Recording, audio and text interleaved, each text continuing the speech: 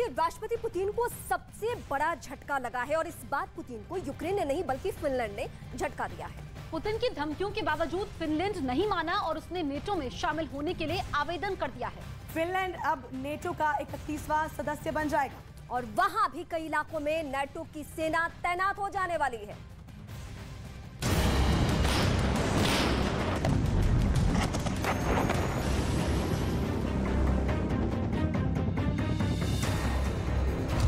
रूस के राष्ट्रपति पुतिन के लिए सबसे बड़ा झटका।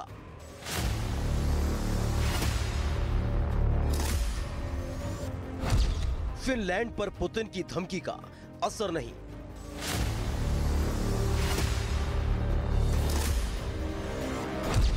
अब रूस के और करीब पहुंचने वाली है नेटो सेना।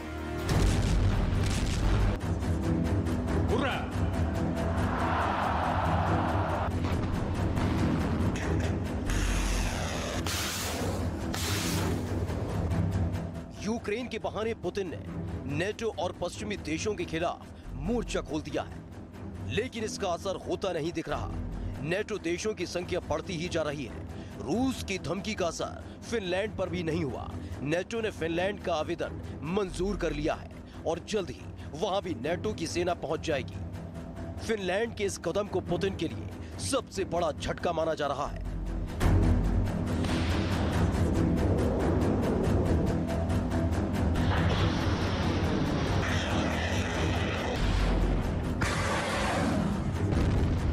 नेटो देशों में शामिल होने के फिनलैंड के फैसले से पुतिन बौखलाए हुए हैं कि फिनलैंड रूस का पड़ोसी देश है और ये दोनों देश करीब 1300 किलोमीटर की सीमा साझा करते हैं। फिनलैंड पश्चिमी यूरोप में नेटो का सबसे बड़ा ठिकाना बन सकता है। रूस के साथ सीमा साझा करने की वजह से उस पर अगला यूक्रेन बनने की तलवार भी लटक रही है और रूस किसी भी कीमत पर अपनी सीमा के आसपास नेटो सैनिकों की तैनाती नहीं चाहता। यानी साफ है कि रूस का अगला निशाना फिनलैंड भी हो सकता है। लिहाजा रूस की तरफ से फिनलैंड को खुली धमकी भी दी गई। रूस ने फिनलैंड को अंजाम भुगतने तक की धमकी दे डाली। रूस ने कहा कि उसे सैन्य कार्रवाई के लिए मजबूर न किया जाए।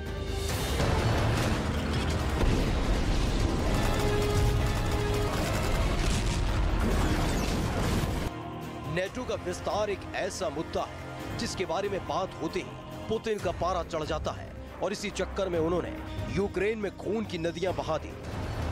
यूक्रेन जंग का हश्र क्या होगा, ये कब तक चलेगा, इसका अंदाजा किसी को नहीं है। शायद पुतिन भी नहीं जानते कि आखिर ये युद्ध अभी और कितना लंबा खिंचेगा।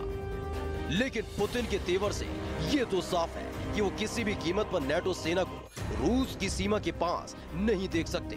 तो दूसरी तरफ रूस की मीडिया में भी फिनलैंड को सबक सिखाने की मांग उठने लगी है। ऐसे में आशंका जताई जा रही है कि आने वाले दिनों में फिनलैंड का हाल भी यूक्रेन जैसा हो सकता है। यानी पुतिन फिनलैंड के खिलाफ भी जंग का ऐलान कर सकते हैं और फिनलैंड के शहरों को भी खंडहर में तब्दील कर सकते हैं। रूसी टैंक, मिसाइल कभी भी फिनलैंड पर बारूद की बौछार कर सकते हैं। यानी रूस की सेना अगले मोर्चे पर जंग लड़ने के लिए तैयार है।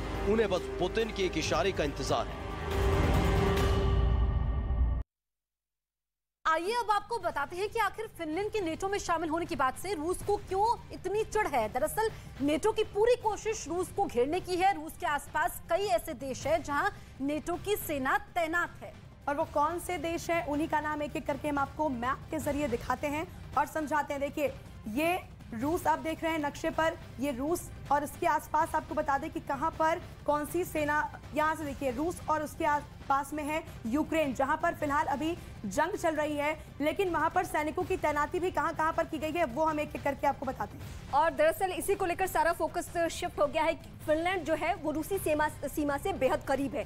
कोशिश तो ये थी कि यूक्रेन को पहले नेटो देश में शामिल किया जाए, बट ये नहीं हो सका। अभी तक युद्ध छिड़ा हुआ है इसी मसले को लेकर, लेकिन फिनलैंड ने नई परेशानी रूस के सामने खड़ी कर दी। बिल्कुल, नेटो में शामिल होने वाला फिनलैंड जो है वो 31वां देश बन जाएगा। अब देखिए कि नेटो के सैनिकों की तैनाती, हम आपको आंकड़ा भी बता रहे हैं। एस्टोनिया की अगर हम बात करें तो 1150 नेटो सैनिक यहाँ पर तैनात है। तो पूरी तरीके से पुख्ता तैयारी कर ली है। इसी वजह से अब रूस घबराया हुआ है।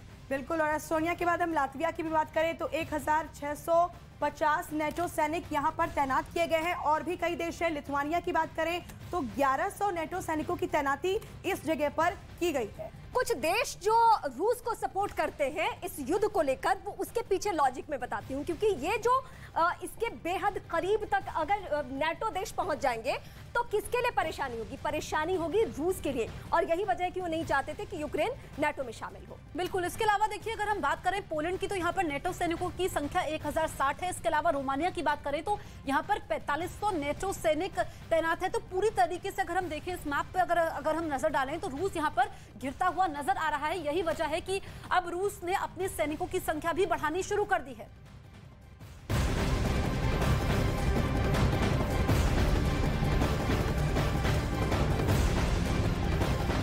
और इसी बीच एक और बड़ी खबर आ रही है। नेटो चीफ ने यह भी इशारा किया कि फिनलैंड के बाद उसके पड़ोसी देश स्वीडन को भी नेटो में जल्द ही शामिल किया जाएगा। खबर तो ये मिल रही है कि स्वीडन के नेटो में शामिल किए जाने संबंधी प्रोटोकॉल पर नेटो के सभी 30 देशों ने साइन भी कर दिया है। तो इस बीच आपको बता दें कि स्वीडन भी जल्द ही नेटो में शामिल होगा, क्योंकि फिनलैंड आज शामिल होने वाला है। 31वां देश नेटो में शामिल होगा। और ऐसे में अब नेटो की तरफ से बयान सामने आया है। नेटो चीफ ने यह बयान दे दिया है कि स्वीडन भी जल्द शामिल होगा। यानी कि फिनलैंड और स्वीडन, इन दोनों देशों की चर्चा काफी पहले से थी। नेटो में शामिल होने का स्वीडन का भी रास्ता साफ हो गया है।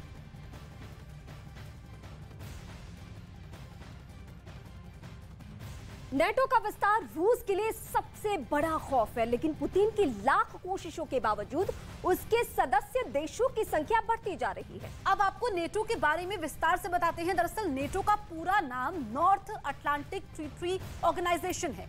ये यूरोप और उत्तरी अमेरिकी देशों का एक सैन्य और राजनीतिक गठबंधन है। नेटो की स्थापना 4 अप्रैल 1949 को हुई थी। इसका हेडक्वार्टर बेल्जियम के ब्रसेल्स में है।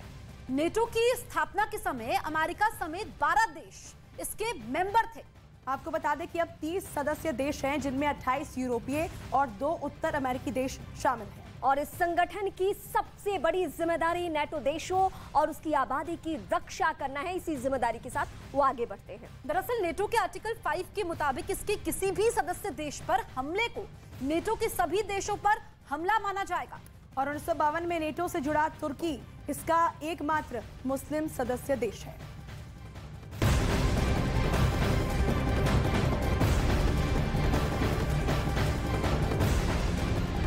रूस ने यूक्रेन पर जोरदार हमला किया है। यूक्रेन के ओडेसा में रूस ने बड़ा हमला बोला है। हमले में ओडेसा में बड़ी तबाही मची है।